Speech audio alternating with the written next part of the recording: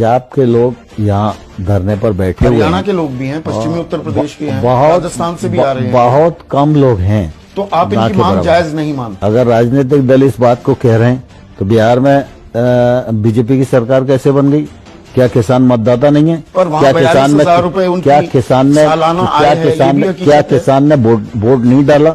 एकांगी रूप से विचार करेंगे तो ये किसानों के साथ भी न्याय नहीं होगा, ये सरकार के साथ भी न्याय नहीं होगा। तो फिर न्यूनतम समर्थन मूल्य को कानूनी जामा क्यों नहीं पहना देते? आप कहते हैं कि भाई पुरानी व्यवस्था भी चलेगी, आप मंडियों में जाइए, एपीएमसी के तहत सरकार आपसे खरीदी करेगी, और बाहर बेचना है तो और ऊंचे दाम मिल जाएंगे। ये तो न्यूनतम समर्थन मूल्य है ना नरेंद्र जी।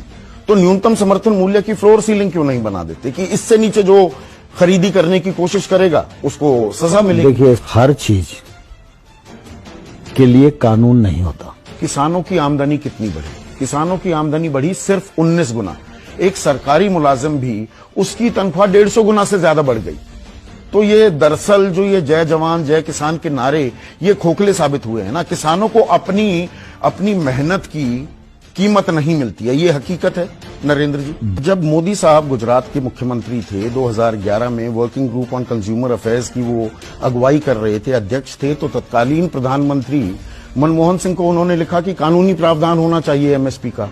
तो 2011 और 2020 में ऐसा क्या बदल गया? नहीं, ऐसा नहीं है।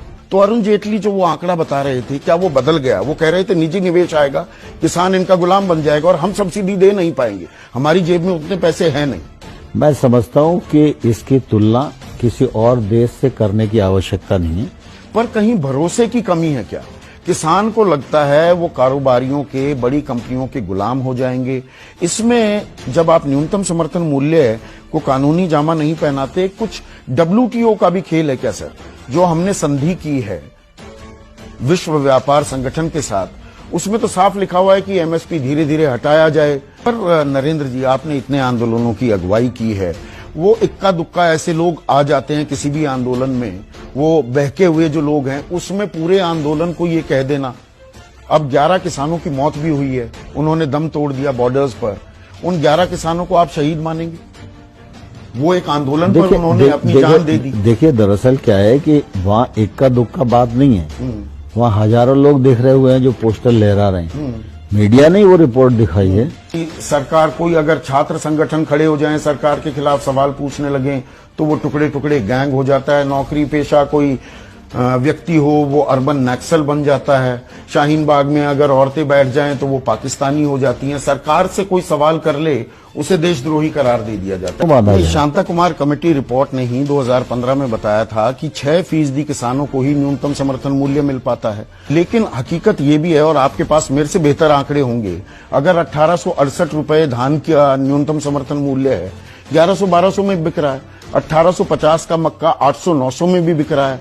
5515 रुपए की कपास 3200 रुपए में बिक रही है। मूंग 7219 रुपए की 4500 रुपए में बिक रही है। ये भी एक हकीकत है। इसलिए तो किसान कहता है कि हम नीचे बेच रहे हैं, एक आश्वासन दे दो। आपने एमएसपी बढ़ाया, बहुत अच्छी बात है, वो मिलना भी तो चाहिए। कहते हैं ये किसानों के लिए आपने गिफ्ट दी है, लंबी प्रक्रिया हुई सलाह मशवरे की, लेकिन किसान संगठन कहते हैं हमसे तो पूछा ही नहीं। आपने चर्चा की, विमर्श किया बाकी लोगों से, किसान संगठनों से। भारतीय किसान संघ जो आरएसएस से जुड़ा हुआ है वो भी कहता है कि हमें भी नहीं बुलाया, हमसे तो बात नहीं की। इस मांस की कीमत वो तय करता है जो इसका प्रोडक्शन कर रहा है। किसान देश का सबसे बड़ा उत्पादन करता है, वह अपने उत्पादन की कीमत तय नहीं कर सकता।